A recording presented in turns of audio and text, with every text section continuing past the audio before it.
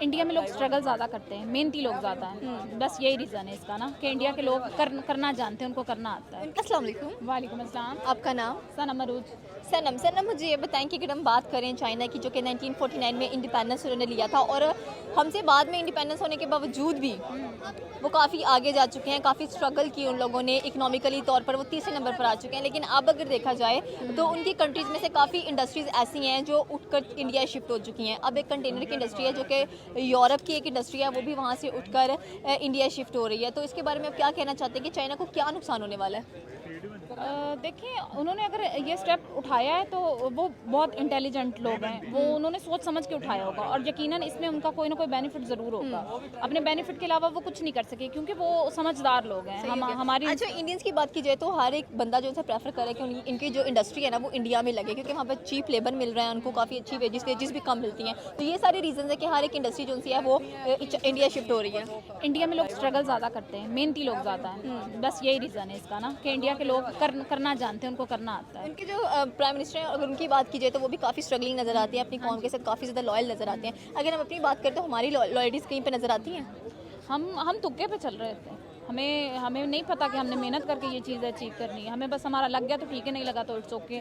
लेकिन वो लोग मेहनत करते हैं, उनको सिखाया जाता है कि मेहनत करनी है, आपने अपने हालात के साथ लड़ना है। हमारे यहाँ ये चीज़ नहीं सिखाई जाती। हमें ये नहीं पता कि हमने लड़ना है अपने हालात के साथ, हमने कैसे बेहतरी लानी है। अच्छा, अगर बात की जाए डेमोक्रेसी की, तो उस डेमोक्रेसी की वजह से भी काफ़ी चीज़ें ऐसी होती हैं जो कि इंडिया के अंदर इंडस्ट्री लगवाने पर लोगों को मजबूर कर देती हैं। और अगर देखा जाए तो मल्टी नेशनल कंपनीज़ के अंदर भी उनके काफ़ी ज़्यादा ऐसे लोग हैं जो कि सीईओज़ की सीट्स पर बैठे हुए हैं, प्राइम मिनिस्टर्स बने पड़े हैं। तो इसके बारे में आप क्या कहना चाहती हैं?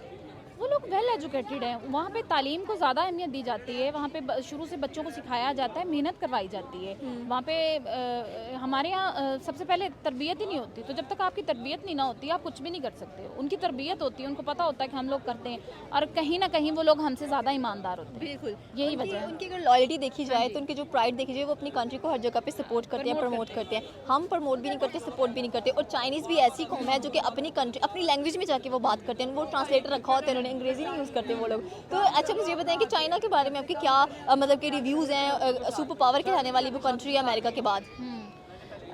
देखिए, जो भी किसी भी कंट्री के जो तरक्की याफ्ता होने का रीज़न होता है ना, वो डिपेंड करता है सबसे पहले कि वहाँ के लोग कैसे, लोग क्या चाहते हैं। फिर उसके बाद गवर्नमेंट पे आ जाती है बात ना कि वहाँ की हुकूमत क्या चाहती है या क्या कर रही है। तो अगर आप किसी भी मुल्क की तरक्की का जो इन्हिसार है ना, वो उसके एजुकेटेड होने पर, तालीम पे डिपेंड करता है कि शऊर कितना दिया जाता है या आगाही कितनी है किस मुल्क में। तरक्की में आगाही का सबसे पहला हाथ है। सही हो गया, thank you so much ma'am को निकला। अस्सलाम वालेकुम। वालेकुम सलाम। आपका नाम? शहरोज। शहरोज़, मुझे ये बताएं कि चाइना जो कि सुपर पावर कहलाता है, लोग उसको कहते भी हैं कि सुपर पावर है, वो अगला बनने वाला है, तो काफ़ी ज़्यादा इंडस्ट्रीज़ उस सुपर पावर से उठकर इंडिया शिफ्ट हो गई हैं। अब कंटेनर की भी एक इंडस्ट्री जो कि यूरोपियन है, और वो भी वहाँ से उठकर इंडिया शिफ्ट हो रही है। तो क्या चाइना को कोई नुकसान होने वाला है इससे? जी देखने से तो चाइना को तो नहीं नुकसान लगा, क्योंकि उनकी इकॉनमी बहुत स्ट्रॉन्ग है और वो बहुत ही स्ट्रॉन्ग मुल्क है, और वो वाहिद ऐसा मुल्क है पूरी दुनिया में, मैं समझता हूँ कि जो अपने बलबूते पे बहुत ही कम अरसे में उसने डेवलपमेंट की है। और इंडिया में अगर वो आ गया तो इससे उनको तो कोई फ़र्क नहीं पड़ेगा मेरे ख्याल में। सही हो गया। अच्छा, अगर इंडिया में लोग इसलिए जाते हैं कि वहाँ पे लेबर जो है बड़ी चीप है, सस्ता मिलता है, काम करने वाले लोग जो से हैं, और अगर देखा जाए तो वहाँ की इन्वेस्टमेंट्स और काफ़ी ज़्यादा चीज़ें ऐसी हैं जो इंडिया को लोगों को बहुत पसंद आती है, जैसे सिक्योरिटी होती है, पॉलिटिकल स्टेबिलिटीज़ होती हैं, तो इस वजह से लोग वहाँ पे शिफ्ट हो रहे हैं। हाँ, मैं भी कह सकते हैं आप कि उधर बहुत चीज़ें सस्ती हैं और उनका निज़ाम भी थोड़ा सा वैसा है कि हो सकता है उधर आएंगे तो कोई मसला है। वैसे उसमें चाइना को कोई इशू नहीं हो सकता, क्योंकि उनके पास तो बहुत सारा वो पीछे प्रोजेक्ट उनके शुरू हो रहे हैं, जैसे उन्होंने पूरी दुनिया में अपने प्रोजेक्ट शुरू किए हुए हैं। हमारे मुल्क पाकिस्तान में उन्होंने किए हुए हैं। ऐसा मुझे तो नहीं लगता उनको कोई भी फ़र्क पड़ सकता है। सही हो गया। अच्छा, मुझे ये बताएं कि अगर हम पाकिस्तान की बात करें तो पाक चीन दोस्ती हमेशा हमें नज़र आ रही होती है, ठीक हो गया। लेकिन अगर जब भी बात आती है इंडस्ट्रीज़ लगाने की या कोई भी काम करने की, तो हमारे मुल्क में कितनी इंडस्ट्रीज़ लग चुकी हैं इस वक्त, अगर आपको पता हो?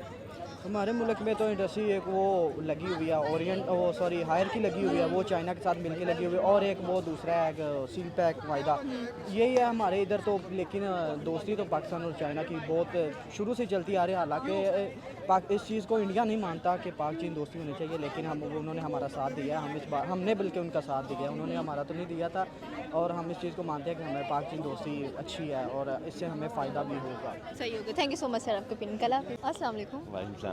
आपका नाम? हुसैन। हुसैन, मुझे ये बताएं कि अगर हम बात करें चाइना की, जो कि लोग उसको सुपर पावर कहते हैं, आने वाली, ठीक हो गया, वहाँ पर काफ़ी इंडस्ट्रीज़ लगी थी जो कि वहाँ से उठकर इंडिया शिफ्ट हो चुकी हैं। अब एक और इंडस्ट्री जो कि यूरोप की है और वो कंटेनर इंडस्ट्री है, वो भी चाइना से उठकर इंडिया शिफ्ट हो चुकी है। चाइना को क्या नुकसान होने वाला है इससे?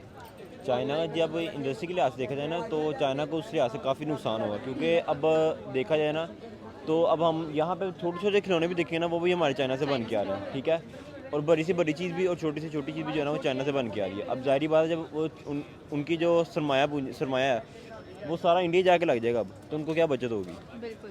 अच्छा, मुझे ये बताएं कि अगर हम बात करें चाइना की, तो वो बहुत पुरानी इंडस्ट्री है। एक तो हम हमारे बाद में इंडिपेंडेंस में वो आए हैं, लेकिन इसके बावजूद बड़ी अच्छी प्रोग्रेस नज़र आती है उनकी कंट्री के अंदर। थर्ड नंबर पर आते हैं इकोनॉमिकली, इंडिया 5वें नंबर पर आता है। इंडिया के अंदर चीप लेबर है, क्या ये प्रेफरेंस है लोगों की ज़्यादा आजकल, या वो एक बड़ी मंडी है ये?